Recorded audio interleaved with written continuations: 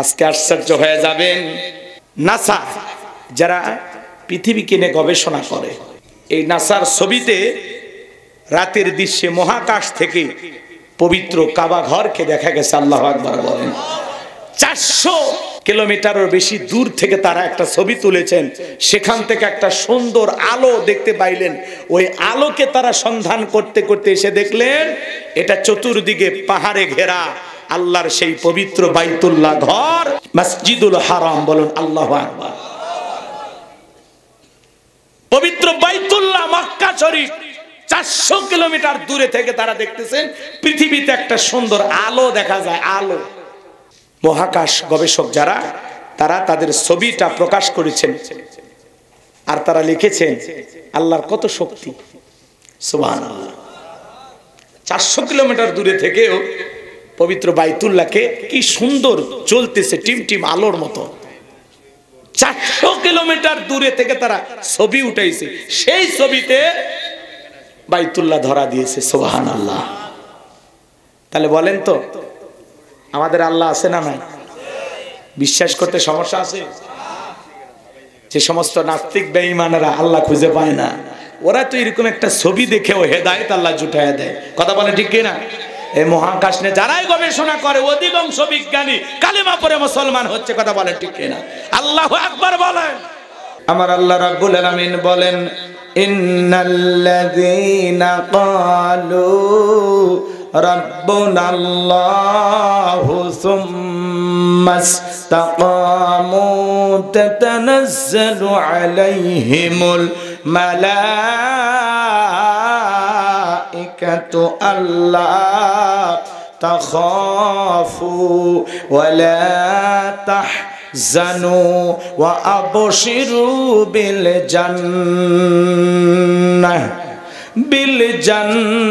জান্নাতিল্লাতী কুনতুম তুআদুন।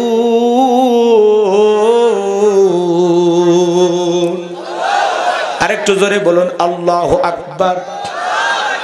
যে কোনো আয়াত বা সূরার তাফসীর করতে হলে কোন প্রেক্ষাপটে কোন সময় আল্লাহ তাআলা সেই সূরাটি বা আয়াতটি নাজিল করেছেন, সেই নাজিলের প্রেক্ষাপট জানার দরকার আছে না নাই? আরবিতে বলা হয় শানে নজুল। যদি শানে নজুল আলোচনা করা হয় তাহলে তাফসীর বুঝতে সহজ হয়। আল্লাহ তাআলা পবিত্র কোরআনুল কারীমের সূরা হামিম আর সিজদার এই আয়াতে কারিমা কোন সময় কোন প্রেক্ষাপটে নাজিল করলেন একটু শোনার দরকার আছে। যদি আমি শানে নজুল আলোচনা করি 2 ঘন্টা পার হয়ে যাবে। অতএব এত কথা আপনারা শুনে মনেও রাখতে পারবেন না, ধরেও রাখতে পারবেন না। অতএব সংক্ষিপ্ত যেটুকু না বললেই নয়। নবীজির প্রিয় 2 জন মানুষ মাত্র 3 দিনের ব্যবধানে মারা গেলেন। আম্মাজান খাদিজাতুল কুবরা রাদিয়াল্লাহু তাআলা আনহা মারা গেলেন, চাচা আবু তালেব মারা গেলেন। 2 জন মানুষই রাসূলের সবচাইতে প্রিয় ছিলেন, কাছের ছিলেন, আপন ছিলেন। 2 জন মানুষকে হারিয়ে ব্যথিত হৃদয় নিয়ে নবীজি তায়েফে কালেমার দাওয়াত দিতে গেলেন। তায়েফের মানুষেরা নবীজির দাওয়াত গ্রহণ না করে নবীজির জান্নাতি শরীর মোবারকে বৃষ্টির মতো পাথর নিক্ষেপ করলেন।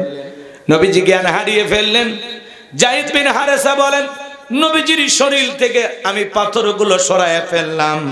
নবীজির জ্ঞান ফিরে আসলো। নবী আমার দেখে বলে, যায়েদ আমার একটু ওযু বানায় দাও, আমি একটু নামাজ আদায় করব। নবীজি পা মোবারক থেকে যখন হযরতে যায়েদ জুতা খুলতে গেলেন, ডেকে বলেন, আমি নবীর পা থেকে জুতা খুলতে গিয়ে তাকায় দেখি নবীজির জুতার ভিতরে রক্তগুলো জমাট বেঁধে আছে। আমি অনেক কষ্টে নবীর পা থেকে জুতা মোবারক গুলো খুললাম। আমি তাকায় দেখেছি নিজের শরীরে রক্তগুলো নবীজি নিজের হাতের মধ্যে ধরে রেখেছেন। যায়েদ বলেন, নবী এভাবে আপনার রক্তগুলো আপনি এভাবে ধরে রাখছেন, রক্ত কেন পড়তে দিলেন না? নবী ডেকে বলে, যায়েদ আমার রক্ত যদি তায়েফের জমিনে পড়তো, কিয়ামতের আগ পর্যন্ত এই তায়েফের জমিতে কোনো ফসল উৎপাদন হইতো না, কোনো ফল, কোনো ঘাস, কোনো কিছু জ্বালাইতো না। আল্লাহু আকবার। তিনি তার রক্তগুলোকে ধরে রেখেছেন আর পায়ের রক্তগুলো জমাট বেঁধে পায়ের কাছে একেবারে জুতার ভিতরে আটকে আছে। পুরো শরীর থেকে রক্ত বের হয়ে গেছে, পাথরগুলো লেগে লেগে রসুলের দেহটা এরকম ছিদ্র ছিদ্র হয়ে গেছে। একটা আঘাত হঠাৎ করে লাগলে থেতলে যায় না, শরীরটা এরকম থেতলে গেছে। কি নির্মম আঘাত! নবীজি নামাজ আদায় করলেন। আমার ভাইরা, আসমান থেকে জিবরাইল এসে বলে, নবী আপনি শুধু একবার অর্ডার দেন, যে তাইফের মানুষের আপনার উপরে পাথর নিক্ষেপ করেছে, পাহাড় চাপা দিয়ে ওই তাইফের মানুষকে আজকে ধ্বংস করে দেওয়া হবে। আল্লাহ রসুল বললেন, জিবরাইল তাইফের মানুষ আমাকে না চিনে পাথর নিক্ষেপ করেছে, আজকে যদি পাহাড় চাপা দিয়ে তাদেরকে ধ্বংস করায় দাও, আমি নবী কার কাছে কালেমার দাওয়াত দিব? আমি তাইফের মানুষকে মাফ করে দিলাম, তুমি আমার আল্লাহকে জানায়া দাও, আমার আল্লাহও যেন তাইফের মানুষকে মাফ করে দেয়। এই জন্য নবী হলেন রাহমাতাল লিল আলামিন। কত দয়া, কত মায়া! সুবহানাল্লাহ, সুবহানাল্লাহ। আমার ভাইয়েরা, নবীজি ব্যথিত হৃদয় নিয়ে চলে আসলেন বাড়িতে। তাইফ থেকে নবীজি যখন মক্কায় চলে আসলেন, আসমান থেকে 19 দিন পর্যন্ত জিবরাইল আসে না, নতুন কোন আয়াত নাজিল হয় না। কাফেররা সমালোচনা শুরু করে দিল, ও নবীর সাহাবীরা, কি ব্যাপার তোমাদের নবী তো নতুন কোন আয়াত বা সূরা পাঠ করে শোনায় না, নাকি তার উপরে যে জিন ভর করেছিল সেই জিনটা বিদায় নিয়েছে? জোরে কন্যা নাউযুবিল্লাহ। আলোচনা বুঝতে হলে একটু ধৈর্য ধরেন, সামনে গেলে মজা পাবেন। গোছায় উঠি নাকি কন? হ্যাঁ, এটা তো আর মেশিন না, উঠে কি তিরিং বিরিং করবে নাকি কন? যুবক যারা আসছো বাবা একটু অপেক্ষা করো, অনেক কথা আছে তোমাদের জন্য। মা বোন যারা আছেন মা নিরাশ হবেন না, আপনাদের জন্য কিছু আলোচনা হবে, কথা বলেন ঠিক কিনা? আমার ভাইয়েরা গভীর মনোযোগ দিয়ে কথাগুলো শুনে যান। কাফেররা সমালোচনা করে বলে, ও নবীর সাহাবীরা, তোমাদের নবী তো নতুন কোন আয়াত বা সূরা পাঠ করে শোনায় না, নাকি তার আল্লাহ তাকে ভুলে গেছেন? এইভাবে সমালোচনা করেন। সাহাবায়ে কেরাম মনে মনে কষ্ট পায়, কিন্তু রাসূলের কাছে যা কেউ বলার সাহস রাখে না, মনে মনে কষ্ট পায়, মনের কষ্ট মনে চেপে রাখে। 19 দিন পরে আল্লাহ রাব্বুল আলামিন জিবরাইলের মাধ্যমে এই পাওয়ারফুল আয়াতি কারিমাগুলো নাজিল করলেন। বলুন আল্লাহু আকবার। 19 দিন ওহির বিরতি ছিল, এরপরে আল্লাহ তাআলা এই আয়াতি কারিমা নাজিল করে জানায়া দিলেন, ইন্নাল্লাযীনা ক্বালু রাব্বুনাল্লাহ।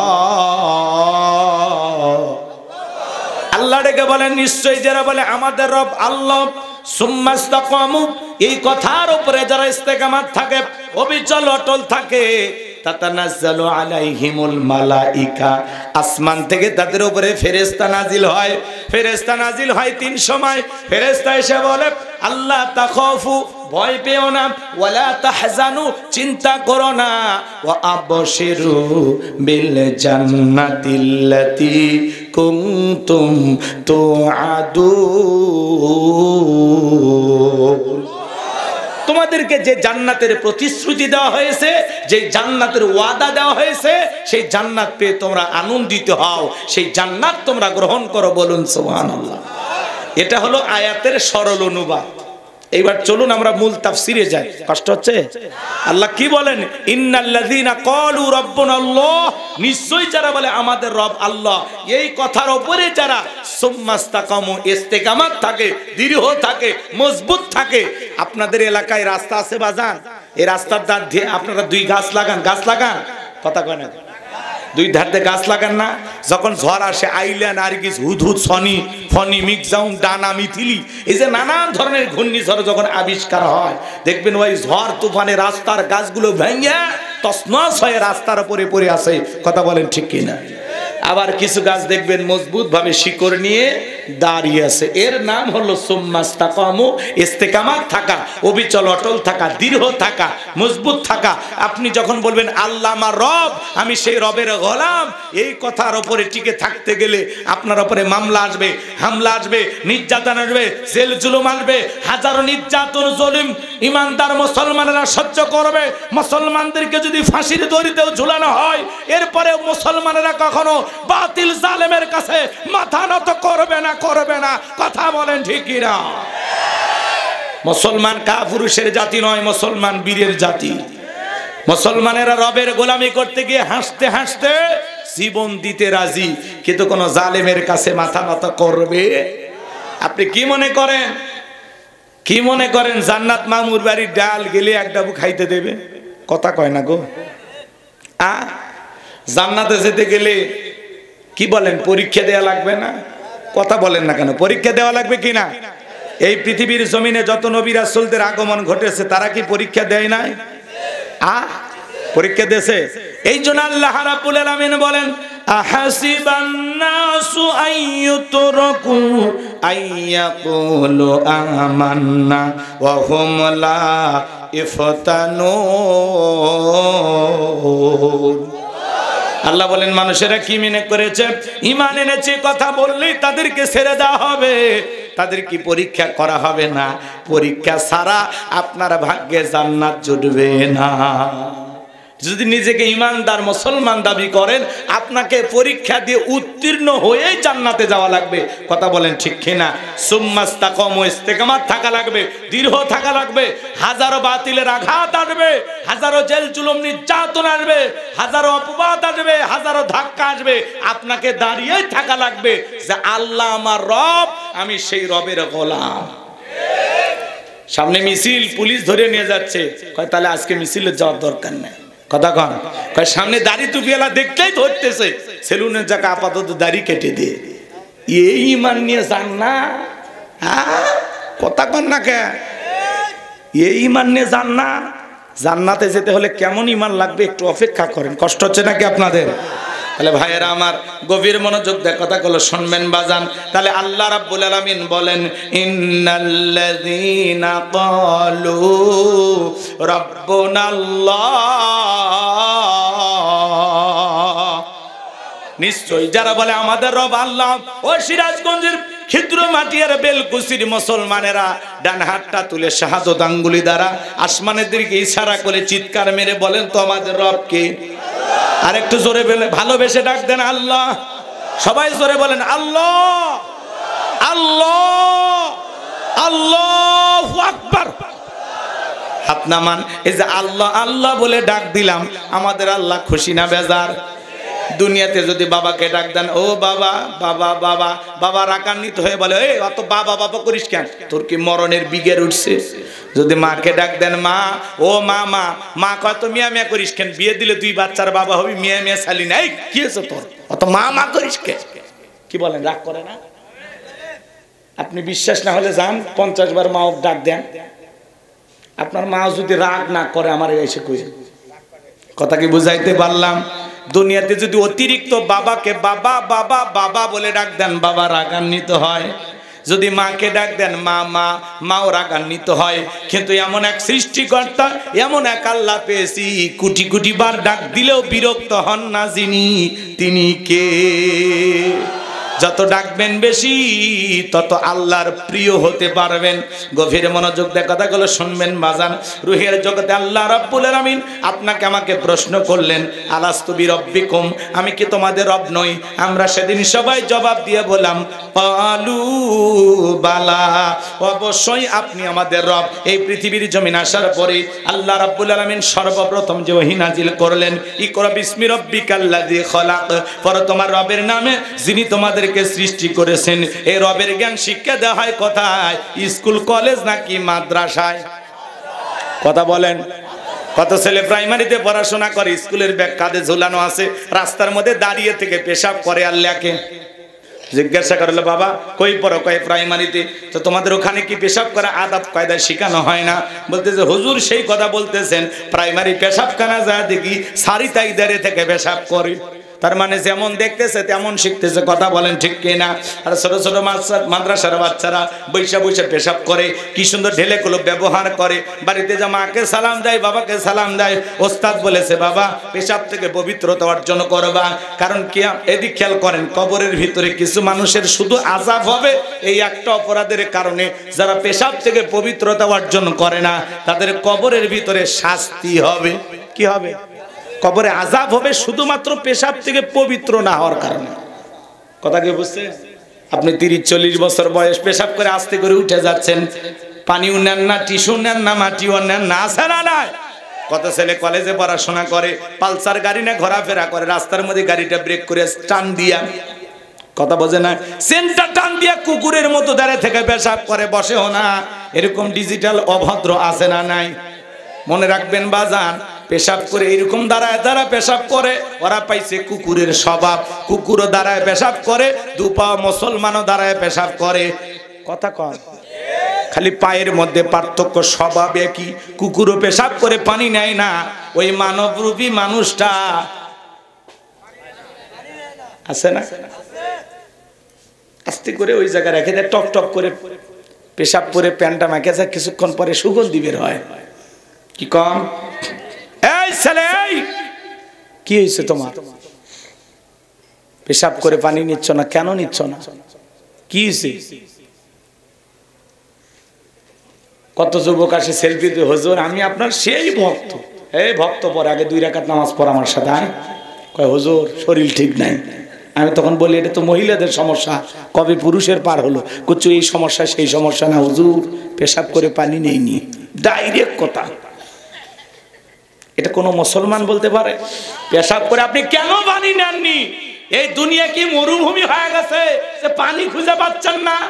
পানি নাই, মাটি নেন, মাটিও নেন, টিস্যু নেন। আপনি 50 টাকার সিগারেটের প্যাকেট পকেটে রাখেন, আর 5 টাকার টিস্যু পকেটে রাখা যায় না? এ কথা কম।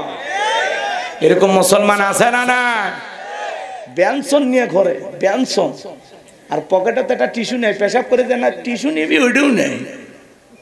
আল্লাহ হেদায়েত দান করেন। লম্বা হবে, লম্বা করার সুযোগ নাই। মনে রাখবেন, পেশাব থেকে পবিত্রতা অর্জন করবেন, এটা আপনার ভালো। আর যদি পেশাব থেকে পবিত্রতা অর্জন না করতে পারেন, তাহলে রেডি থাকেন, কবরের আযাব রেডি হয়ে আছে। এখন আপনি আযাব যদি ভোগ করার সাহস থাকে তাহলে যান, আমার সমস্যা নেই। আর যদি বলেন না হুজুর আযাব সহ্য করার ক্ষমতা নাই, তাহলে আজকের পর থেকে পেশাব করে কখনো টিস্যু পানি ব্যবহার করা ছাড়বেন না। হয় পানি, টিস্যু, মাটি, যে কোনো একটা। কথা কি বুঝতে পারতেছেন বাজান? এই ওয়াজ শুনে এক বেচারা বাড়ির পথে যাচ্ছে, হঠাৎ করে পেশাব করতেছে, আর মনে মনে ভাবতেছে পানিও নাই, মাটিও নাই, টিস্যুও নাই। হুজুরে বলছে এখন কি করা যায়? হুজুর বলছে বাবা, পরিশেষে কিছুই যদি না পাও, রাস্তার বালু দিয়ে হলেও ঠেকা কাজটা পারি দেওয়া লাগবে।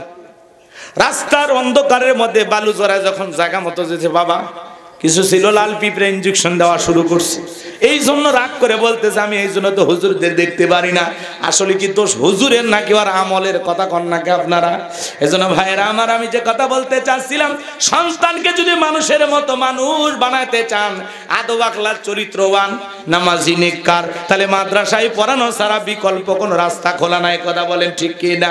পবিত্র কোরআনুল কারীমের 1 নাম্বার সূরা, সূরাতুল ফাতিহার 1 নাম্বার আয়াত, জবান ছেড়ে সবাই বলুন আলহামদুলিল্লাহি রাব্বিল আলামিন।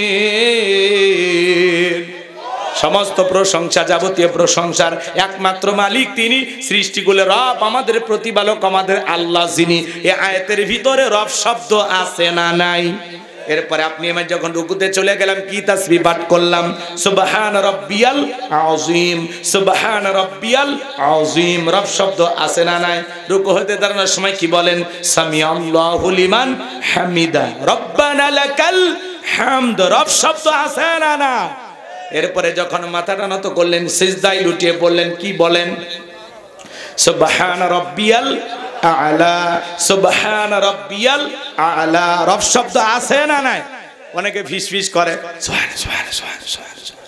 সুবহানাল্লাহ, কেন সবিনের তেল আল্লাহ ভালো জানে। স্পষ্ট করে বলতে হবে সুবহান রাব্বিয়াল আ'লা।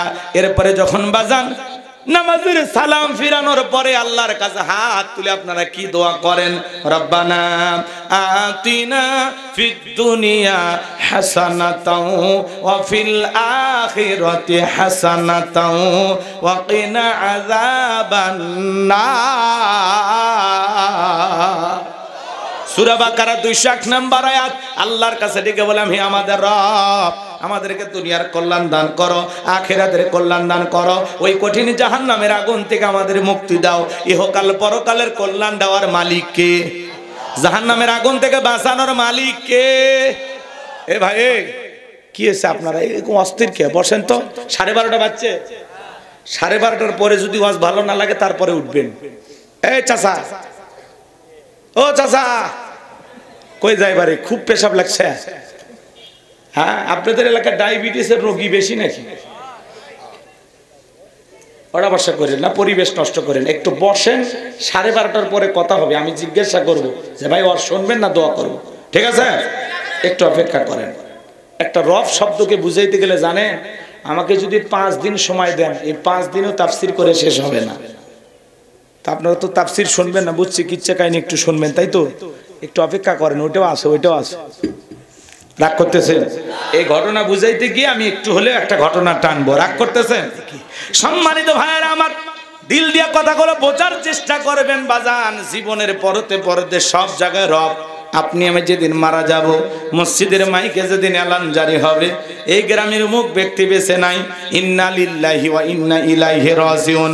আপনার আমার মৃত্যুর সংবাদ শোনার পরে স্ত্রী কেঁদে বলবে স্বামী নাই, ছেলেটা কেঁদে বলবে বাবা নাই, কলিজার টুকরা মেয়েটা খেতে বলবে বাবা নাই। আত্মীয় স্বজন সবাই আপনাকে আমাকে শেষ বিদায় দেওয়ার জন্য বাড়িতে ভিড় জমায়া দেবে। 10 তলা 20 তলা বিল্ডিং বানাইছেন, কোটি টাকা খরচ করে একটা ওয়াশরুম বাথরুম বানাইছেন, চাইনা টাইলস দিয়া, রাজস্থানের পাথর দিয়া কত দামি বাথরুম বানাইছেন বাজান। একটা মানুষ এমন আছে বাথরুম বানাইছে 4.5 কোটি টাকা খরচ কইরা। কয় টাকা?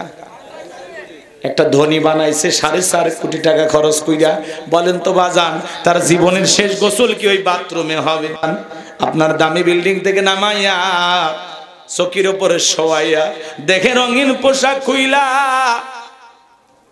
বড়ই পাতার গরম পানি দিয়ে গোসল করাইয়া আতর সুরমা লাগাইয়া সাদা কাপড়ে চকলেটের মতো মোড়াইয়া, হে যুবক তুমি মসজিদে না যাও, কিন্তু মসজিদের খাটিয়াটা তোর বাড়িতে চলে আসবে একদিন। হে যুবক, ওই মসজিদের পালকিতে তুইলাম, মসজিদের খাটিয়াতে তুইলা 4 জন বর যাত্রী ধইরা 1 পা 2 পা করে কবরস্থানের দিকে নিয়ে যাবে। 3 জন মানুষ কবরে নামবে লাশটা রাখার জন্য।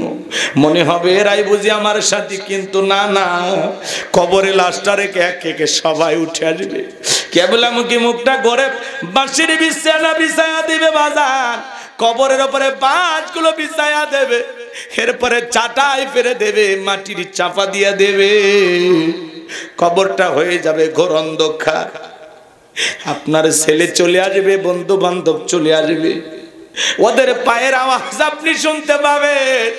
কবরবাসী চিৎকার মেরে ডেকে বলে আমাকে একা রাইখা যাও না, আমাকে সঙ্গে নিয়ে যাও।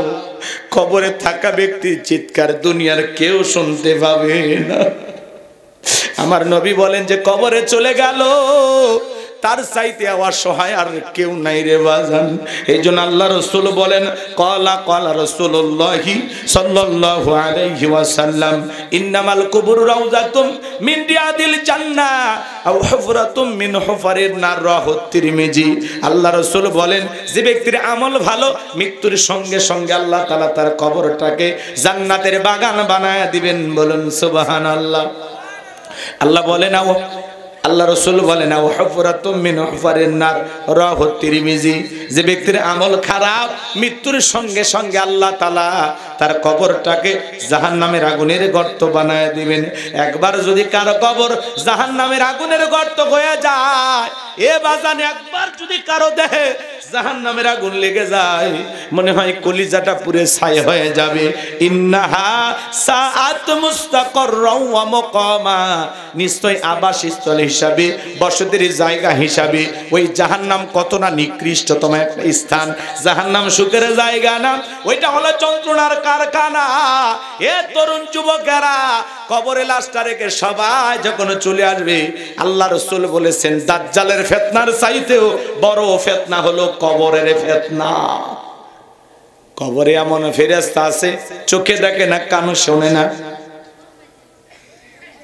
হাতুড়ি দিয়ে একবার বাড়ি মারলে মাথাটা চূর্ণ বিচূর্ণ হয়ে যাবে। কবরে থাকা বিষাক্ত সাপ একবার সবল মারলে পা থেকে মাথা পর্যন্ত বিষের যন্ত্রণায় দেহটা জ্বলে যাবে। সেই কবর দেখে নবীর প্রিয় সাহাবী হযরত ওসমান রাদিয়াল্লাহু রাদিয়াল্লাহু তাআলা আনহু অঝরে চোখের পানি ছেড়ে দিয়ে কান্না করতেন।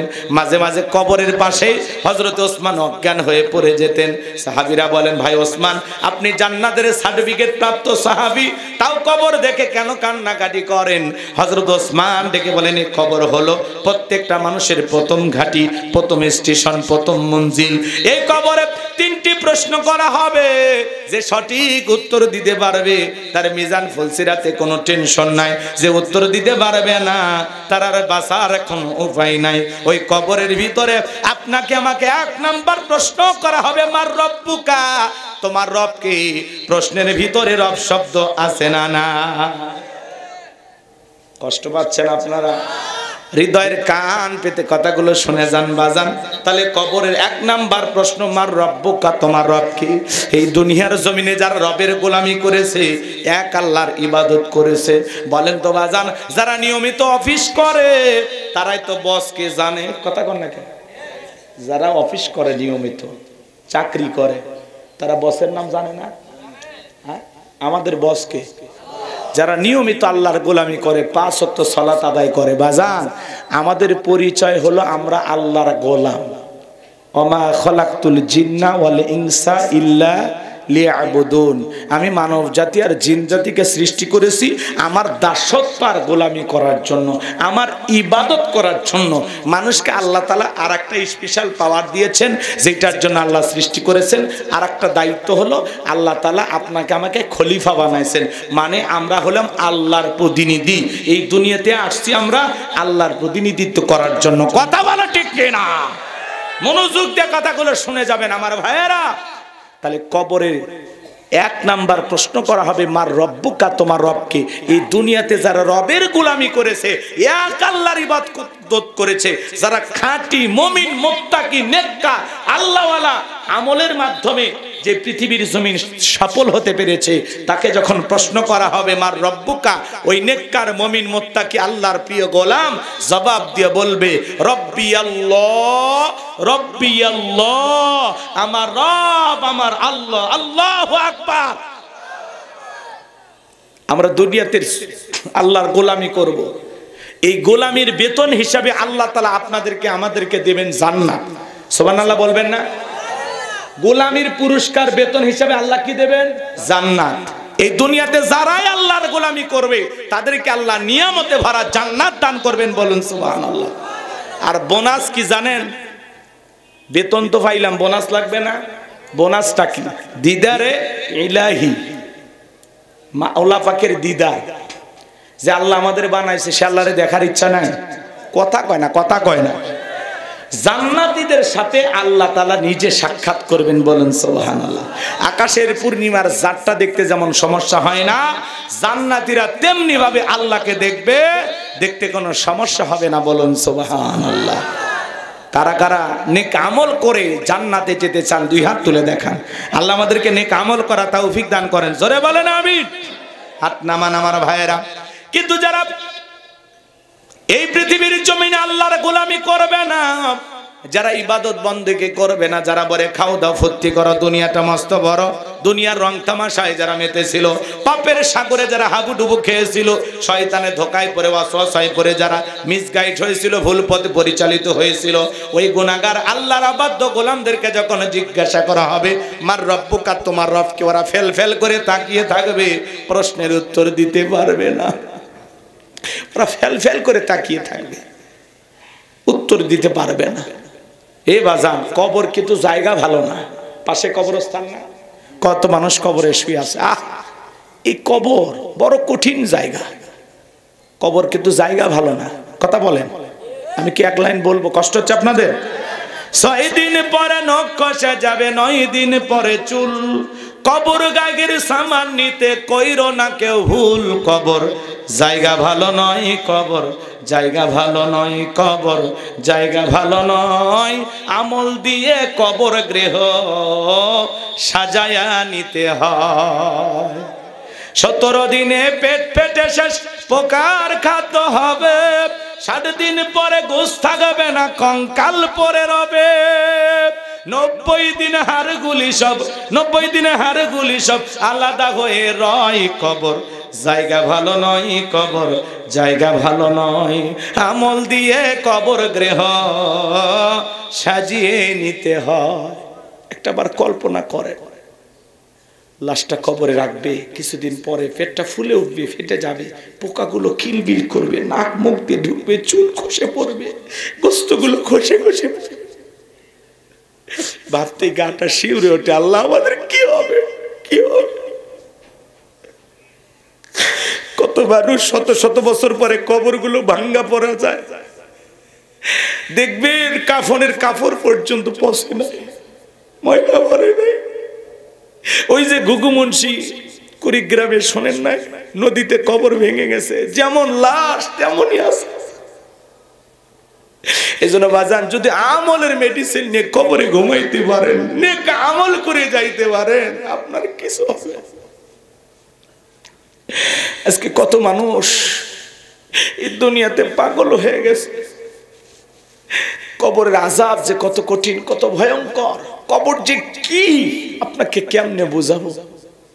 অনেকে তো আখিরাতের ব্যাপারে, কবরের ব্যাপারে একেবারে বেখিয়াল। সকালে কবর দেয়, সন্ধ্যায় পাশে যায় জুয়া খেলে, কবরস্থানে পাশ দিয়ে গান শুনতে শুনতে চলে যায়, একটা বার ভাবে না এই সেই কবর, এখানে তো আমার একদিন আসতে হবে। কবরে থাকা ব্যক্তির আফসোস করে একটা সিজদা দেওয়ার জন্য, আর মুয়াজ্জিন 5 ওয়াক্ত আজান দেয়, আর আপনি আজান শুনে দুনিয়াতে হেলায় খেলায় পড়ে আছেন। আপনার মন চায় না মালিককে একটু সিজদা দেই। যুবক, এখনো সময় আছে, নিজেদেরকে পরিবর্তন করো। যত বেশি নেক আমল করবা, যত বেশি সওয়াবের কাজ দুনিয়াতে করবা, আখিরাতে তত বেশি ভালো থাকতে পারবেন। এই দুনিয়াতে আল্লাহ পাঠাইছেন আমাদেরকে শুধুমাত্র নেক আমল করার জন্য, তার দাসত্ব আর গোলামি করার জন্য। এই গোলামির দিক দিয়ে যে যত বেশি আল্লাহর গোলামি করতে পারবে, আখিরাতে তার তত বেশি মর্যাদা। সুবহানাল্লাহ বলেন। এজন্য ভাইজান, আসুন, হেলাই খেলায় দুনিয়াতে অনেক অপচয় সময় আমরা নষ্ট করেছি। আসুন না, একটু পরিবর্তন হয়ে যায়, নিজের মনটারে বোঝায়, হে মন, এ দুনিয়া রঙ্গলীলা করার জায়গা না, হাসি তামাশা করার জায়গা না, রং ঢং করার জায়গা না। এই দুনিয়া খালি খাইলাম, ঘুরলাম, ফিরলাম, এরকম কিছু না। এই দুনিয়াতে আমরা আসছি কিছুটা সময়ের জন্য, ক্ষণিকের মুসাফির আমরা, ক্ষণিকের মুসাফির আমরা। একটা বাস স্ট্যান্ডে আপনি যেরকম একটা বাস ধরার জন্য 5-10 মিনিট অপেক্ষা করেন, এই দুনিয়াটা হলো আপনার আমার জন্য ওইরকম একটা জায়গা। এটা থাকার জায়গা না, কিছুটা সময়ের জন্য আল্লাহ পাঠিয়েছেন। কেউ থাকতে পারবে না, সবাইকে যাওয়া লাগবে। আপনার কবরের বাসটা পচার আগে আপনার লাটটা পচে যাবে। একটা বার চিন্তা করেন, কি হবে আপনার সাথে যদি এই ঘটনা ঘটে। মাঝে মাঝে কত মানুষ কবর দেওয়ার পরে যদি দেখেন মাঝখান থেকে একটু ভেঙে গেছে, কি দুর্গন্ধ, নাকে কাপড় দিয়ে হেঁটে যাওয়া লাগে। কথা বলেন ঠিক কিনা? আমার ভাইয়েরা, একটা বার চিন্তা করেন, আপনার দেহটা যদি এইভাবে পচে যায় কি হবে। এই জন্য আমলের মেডিসিন নিয়ে কবরে ঘুমাইতে হবে। যারা 3টা প্রশ্নের সঠিক উত্তর দিতে পারবে, ফেরেশতারা তখন মারহাবা দিতে দিতে বলবে, ঘুমাও। দুলামিয়া যেমন বাসর ঘরে নতুন বউ নিয়ে ঘুমায়, তুমি কিয়ামত পর্যন্ত সেইভাবে কবরে ঘুমাও, তোমারে কেউ ডিস্টার্ব করবে না। বলেন আল্লাহু আকবার। কেউ ডিস্টার্ব করবে না। ওই ঘুম ভাঙবে কখন? ইসরাফিল যখন ফুৎকার দিবে, সেদিন ঘুমটা ভাঙবে। আর তার কাছে মনে হবে ঠিক জোহরের নামাজ থেকে আসর পর্যন্ত যেটুকু সময়, তার কাছে মনে হবে আমি এতটুকু সময় ঘুমাইছি। অথচ কবরে সর্বশেষ যে ব্যক্তি যাবে, তাকে কবরে থাকা লাগবে 40,000 বছর। কত বছর?